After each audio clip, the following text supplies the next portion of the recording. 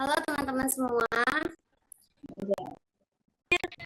Assalamualaikum. Kita kan maksudnya toleransi.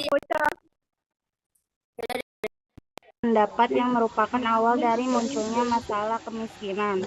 Membiarkan kedua masalah tersebut berlarut-larut akan semakin memperparah keadaan dan tidak jarang dapat menimbulkan konsekuensi negatif terhadap kondisi sosial dan politik dalam distribusi pendapat baik antara kelompok berpendapat, antara daerah perkotaan dan daerah pedesaan, atau antara kawasan dan provinsi dan kemiskinan merupakan dua masalah yang mengenai perekonomian Indonesia. Rumusan masalah bagaimana kondisi pertumbuhan ekonomi di negara berkembang. Dua itu ada bagaimana permasalahan pertumbuhan ekonomi. Selanjutnya dibacakan oleh Saudari Rahayu. Baik, kinerja perekonomian Indonesia. Sistem demokrasi yang dianut Indonesia setelah merdeka adalah demokrasi terpimpin, yaitu era di mana politik menjadi panglima. Presiden Soekarno memfokuskan pembangunan pada upaya peningkatan persatuan dan kesatuan bangsa. Fokus ini membangun perekonomian di Indonesia tidak tertata dengan capai mismanagement. Sebagai akibatnya, perekonomian menjadi semakin hancur disebabkan oleh politik, isolasi nasional, dan menumpuknya defisit APBN dari tahun ke tahun sejak tahun 50 hingga penggalan pertama tahun 1960-an, maka di tahun 1965 terjadi suatu krisis ekonomi nasional yang sangat merisaukan dan puncaknya Presiden Soekarno harus turun dari pemimpin Indonesia. Faktor penyebab kemiskinan. Satu, faktor individu malas atau menunggu sifat yang spekulasi. Yang kedua, faktor keluarga menghubungkan kemiskinan karena keadaan dan pendidikan keluarga. Yang ketiga, faktor struktural disebabkan oleh kehidupan sehari-hari yang dipelajari atau dijalankan dalam lingkungan.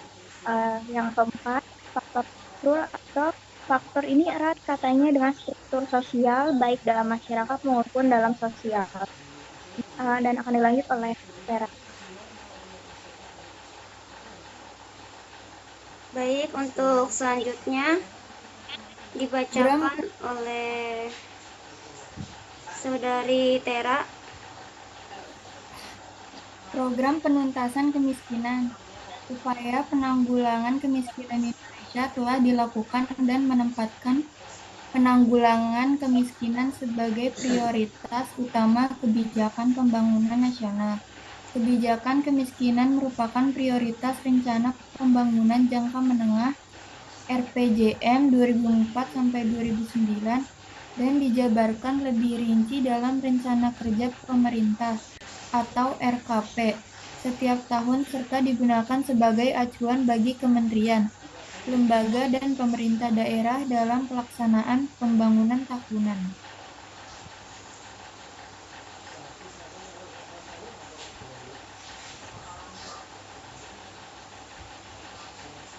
Terus ada permasalahan perekonomian yang dihadapi. 1. Keadaan serta kekurangan terus berupaya menurunkan jumlah dan persentase penduduk miskin dengan berbagai cara, antara lain subsidi silang yang dilakukan pemerintah, yaitu dengan menetapkan harga BBM untuk minyak tanah lebih rendah daripada bensin. Subsidi untuk bensin sedikit demi sedikit dikurangi dan nantinya dihilangkan sama sekali. Subsidi untuk berhubungan dengan masalah kualitas sumber daya kemiskinan. Di samping itu, masalah keterbelakangan lain pemerintah Indonesia.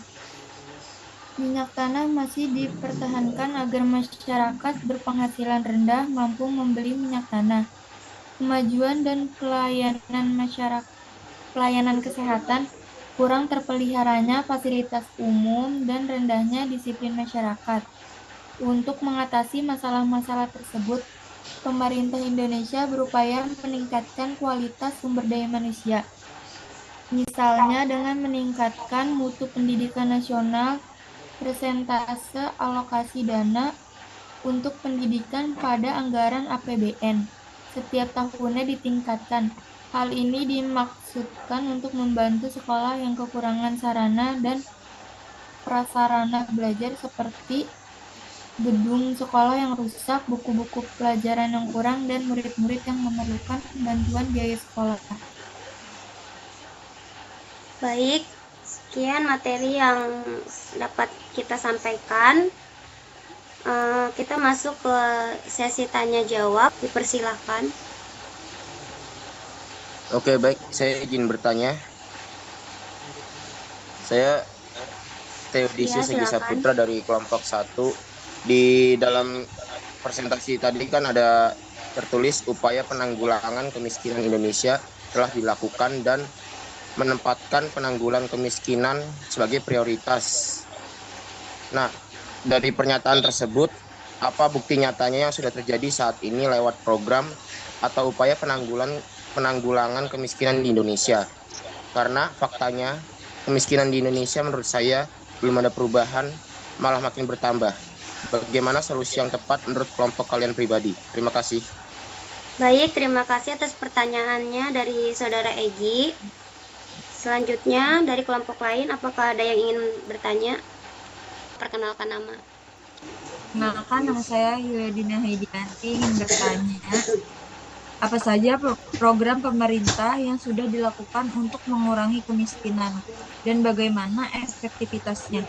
Terima kasih. Terima kasih pertanyaannya Saudari Hilya. Untuk kelompok lain? Assalamualaikum warahmatullahi wabarakatuh. Waalaikumsalam warahmatullahi wabarakatuh. Saya Miftahul Jana dari perwakilan kelompok 2 ingin menanyakan kepada kelompok 4, yaitu pertanyaannya ialah apa menurut kalian penyebab utama kemiskinan di negara berkembang seperti Indonesia, dan apakah hal itu bisa ditangani dengan cepat atau lambat? Kiranya begitu. Terima kasih. Baik. Diulang nggak, Jana? Soalnya.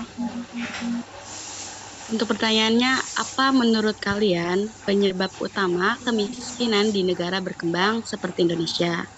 Dan apakah hal tersebut bisa ditangani dengan cepat atau lambat? Terima kasih. Oh iya, oke. Baiklah, terima kasih atas pertanyaannya. Kami akan mencoba menjawab pertanyaan dari Egi, dari saudara Egi, yang akan dijawab oleh Cika.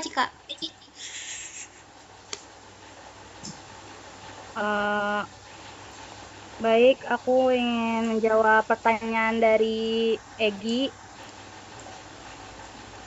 soal pemerintahan Indonesia telah menerapkan berbagai program dan upaya untuk menanggulangi kemiskinan, namun tantangan untuk mengurangi angka kemiskinan tetap besar, terutama karena pandemi, ketimpangan ekonomi, dan masalah struktural lainnya. Berikut beberapa program utama yang telah diterapkan. Itu pertama ada program Keluarga Harapan (PKH). Program ini memberikan bantuan tunai bersyarat kepada keluarga miskin dan dengan syarat seperti kehadiran anak-anak di sekolah dan pemeriksaan kesehatan rutin. Tujuannya adalah meningkatkan kualitas pendidikan dan kesehatan generasi penerus keluarga miskin. Kedua, bantuan pangan non-tunai (BPNT). Program ini memberikan bantuan pangan dalam bentuk non-tunai bagi keluarga miskin yang dapat ditukar dengan bahan pangan pokok di warung. Program ini bertujuan mengurangi beban pengeluaran keluarga miskin untuk kebutuhan dasar. Ketiga, ada KIP, Kartu Indonesia Pintar, dan Kartu Indonesia Sehat.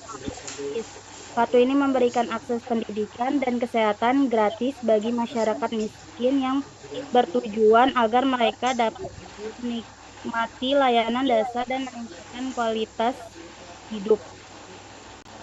Namun, data terbaru menunjukkan bahwa angka kemiskinan di Indonesia tidak turun secara signifikan. Ini bisa disebabkan oleh masalah ketimpangan pendapat, kurangnya lapangan kerja.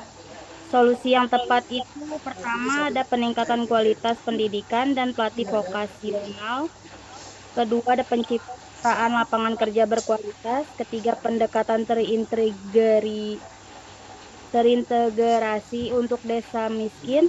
4 perlindungan sosial berkelanjutan dan tepat sasaran. 5 penguatan ekonomi lokal. 6 digitalisasi dan akses teknologi untuk UMKM. Sudah cukup. Baik, demikian jawaban dari anggota kami. Apakah ada yang kurang jelas? Oke, terima kasih atas jawabannya. Sudah lumayan jelas. Terima kasih. Baik, terima kasih. Untuk pertanyaan selanjutnya dari Saudari Hilya akan dibacakan oleh Rahayu. Baik. Apa saja program pemerintah yang sudah dilakukan untuk mengurangi kemiskinan dan bagaimana efektivitasnya? Contoh program yang dibuat pemerintah adalah 1. Program Keluarga Harapan atau PKH memberikan bantuan tunai kepada rumah tangga miskin, efektif dalam menurunkan angka kemiskinan. Yang kedua, bantuan sosial termasuk bantuan langsung tunai atau BLT dan program sembako yang membantu meringankan beban pengeluaran masyarakat. Yang ketiga, Kartu Indonesia Pintar atau KIP meningkatkan akses pendidikan dan kesehatan bagi masyarakat miskin. Efektivitasnya program ini terlihat dari penurunan angka kemiskinan menjadi 9,3% pada Maret 2024, terendah dalam 10 tahun terakhir. Sekian jawabannya. Baik, demikian pertanyaan yang sudah disampaikan oleh Saudara Hayu. Apakah ada yang kurang jelas untuk Saudari Hilya? Sudah cukup jelas semuanya. Dan terakhir dari Saudari Jana akan dibacakan oleh Saudari Tera. Penyebab utama kemiskinan di negara berkembang seperti Indonesia bisa dilihat dari berbagai faktor yang saling terkait, antara lain 1. Ada ketimpangan ekonomi dan sosial, ketidakmerataan distribusi kekayaan dan akses terhadap pendidikan, kesehatan, dan pekerjaan yang layak menciptakan jurang kesenjangan sosial. Kedua, kurangnya akses terhadap pendidikan berkualitas. Pendidikan yang kurang merata menghalangi banyak orang dari pengembangan keterampilan yang dibutuhkan untuk memperoleh pekerjaan yang baik dan bergaji tinggi. Ketiga, penyakit dan kurangnya infrastruktur kesehatan. Akses yang terbatas terhadap pelayanan kesehatan yang memadai menyebabkan banyak orang terjebak dalam kondisi kesehatan yang pada gilirannya menghambat kemampuan mereka untuk bekerja dan berproduksi. Keempat, korupsi dan ketidakstabilan politik. Korupsi yang meluas di sektor publik dapat menghambat upaya pembangunan ekonomi dan distribusi bantuan sosial yang tepat sasaran. Kelima, keterbatasan lapangan kerja.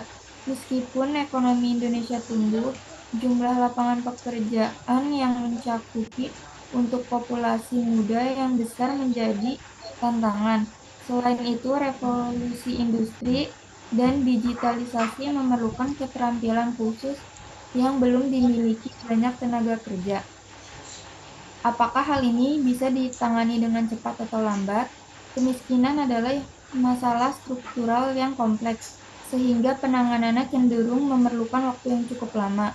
Meskipun ada kebijakan atau program yang dapat memberikan dampak positif dalam jangka pendek, misalnya bantuan langsung tunai atau subsidi pangan, untuk mengurangi kemiskinan secara signifikan dan berkelanjutan diperlukan perubahan dalam sistem pendidikan, kesehatan, ekonomi, dan pemerintahan. Selain itu, kemiskinan juga berhubungan erat dengan masalah global seperti perubahan iklim dan ketidakpastian ekonomi yang dapat memperburuk situasi. Oleh karena itu, meskipun ada kemajuan yang bisa dicapai dalam jangka pendek, secara keseluruhan pengentasan kemiskinan di negara berkembang seperti Indonesia cenderung memerlukan waktu yang lebih lama dengan pendekatan yang holistik dan konsisten. Baiklah, itu saja yang dapat. Baiklah, untuk Saudari Jana, apakah ada tambahan atau sudah cukup? Sudah cukup, tidak ada tambahan. Terima kasih. Baiklah, terima kasih. Sebagai penutup dari materi ini dapat saya simpulkan. Baiklah, dari materi ini dapat diambil kesimpulan bahwa masalah pertumbuhan, kemiskinan, dan distribusi pendapat bisa terjadi di negara maju maupun negara sedang berkembang. Selain itu juga menjadi masalah dunia sejak berabad-abad lalu. Hingga kini masih menjadi bagian dari persoalan terberat dan paling krusial di dunia ini. Seiring berkembangnya pemikiran bahwa maka upaya untuk mengatasi masalah pertumbuhan kemiskinan dan distribusi pendapat pun kini dikaitkan dengan perbaikan sistem dan struktur, tidak semata-mata bertumpu pada aksi sesaat berupa cash program, namun kini pemerintah Indonesia sedikit demi sedikit telah memperbaiki keadaan ekonomi rakyat dengan mengatasi masalah pertumbuhan, kemiskinan, dan distribusi pendapat yang terjadi di Indonesia.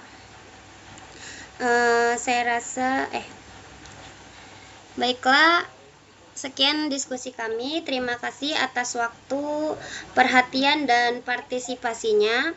Teman-teman, semoga diskusi hari ini bermanfaat dan bisa memberikan wawasan baru bagi kita semua. Sampai jumpa di kesempatan berikutnya.